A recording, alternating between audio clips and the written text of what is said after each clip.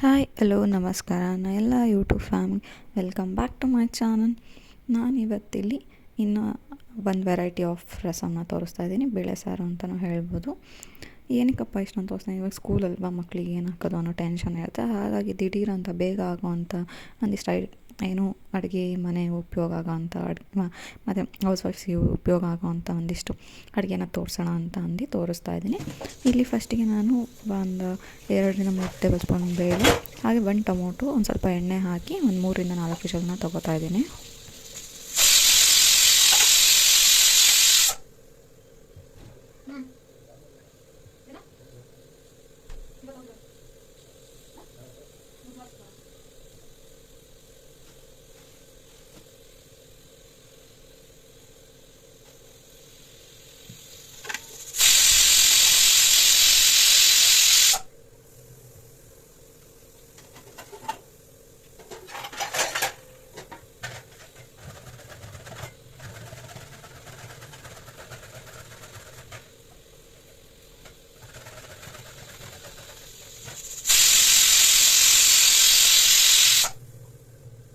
Cooker ಕೂಗಿ cool down ಕೂಡ ಆಗಿದೆ.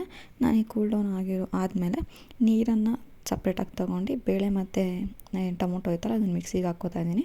ಅಂದರೆ ಫುಲ್ ಸ್ಮ್ಯಾಶ್ ಆಗೋಗಿ ರುಬ್ಕೋಬಾರ್ದು, ತರಿಯಾಗಿ ರುಬ್ಕೋಬೇಕು, ಅವಾಗ ಟೇಸ್ಟಿಯಾಗಿರುತ್ತೆ. ಹಾಗಾಗಿ ಈಗ ಇದನ್ನು ತರಿಯಾಗಿ ರುಬ್ಕೊತಾ ಇದ್ದೀನಿ ಮಿಕ್ಸಿ ಜಾರಿಗೆ ಹಾಕ್ಕೊಂಡು. ಇದು ನಿಮಗೆ ಏನು ಆಲ್ಮೋಸ್ಟ್ ಒಂಥರ ಬೇಳೆ ಸಾರು ಥರನೂ ಇಲ್ಲ, ರಸಮ್ ಥರನೂ ಇಲ್ಲ, ಒಂಥರ ಡಿಫ್ರೆಂಟಾಗಿ ಚೆನ್ನಾಗಿರುತ್ತೆ ಟೇಸ್ಟಿಯಾಗಿ. ತುಪ್ಪ ಹಾಕ್ಕೊಂಡು ರೈಸ್ ಜೊತೆ ತಿಂದರೆ ಅಂತೂ. ಈಗ ನಾನಿಲ್ಲಿ ಒಂದು ಸಣ್ಣ ನಿಂಬೆಹಣ್ಣಿನ ಗಾತ್ರದ ಹುಣಸೆಹಣ್ಣನ್ನು ನೆನೆಸಿಟ್ಟಿದ್ದು ಆ ನೀರನ್ನ ಒಂದು ಪಾತ್ರೆಗೆ ತೊಗೊಂಡಿದ್ದೀನಿ. ಅದಕ್ಕೆ 1 ಟೇಬಲ್ ಸ್ಪೂನ್ ರಸಮ್ ಪೌಡರ್ನ ಹಾಕ್ಕೊಂಡಿದ್ದೀನಿ. ಹಾಗೆ ಒಂದು ಸ್ವಲ್ಪ ಉಪ್ಪನ್ನು ಹಾಕಿ, ಹಾಗೆ ಒಂದು ಸ್ವಲ್ಪ ಬೆಲ್ಲ, ಇದನ್ನು ಹಾಕಿ ಕುದಿಸ್ಕೊತಾ ಇದ್ದೀನಿ. ಹೇಗೆ ಕುದಿಬೇಕು ಅಂದರೆ ಆಲ್ಮೋಸ್ಟ್ ನೀರಿನ ಅಂಶ ಎಲ್ಲ ಹೋಗಿ ಸ್ವಲ್ಪ ತಿಕ್ನೆಸ್ ಆಗಬೇಕು, ಅಲ್ಲಿವರೆಗೂ ಕುದಿಸ್ಕೋಬೇಕು. ಈಗ ಇದು ಕುದಿಯೋದ್ರೊಳಗೆ ನಾವೇನು ಬೇಳೆ ಮಿಕ್ಸಿ ಮಾಡ್ಕೊಂಡಿದ್ವೋ ಅದನ್ನು ಕೂಡ ಕುದಿಯೋಕ್ಕೆ ಇನ್ನೊಂದು ಸೈಡಲ್ಲಿ ಇಟ್ಕೊಳ್ಳೋಣ. ಈಗ ನಾನು ಒಂದು ಪಾತ್ರೆಗೆ ಏನು ನಾನು ಮಿಕ್ಸಿ ಮಾಡ್ಕೊಂಡಿದ್ದು ಬೇಳೆ ಮತ್ತು ಟೊಮೊಟೊ ಅದನ್ನು ಹಾಕ್ಕೋತಾ ಇದ್ದೀನಿ.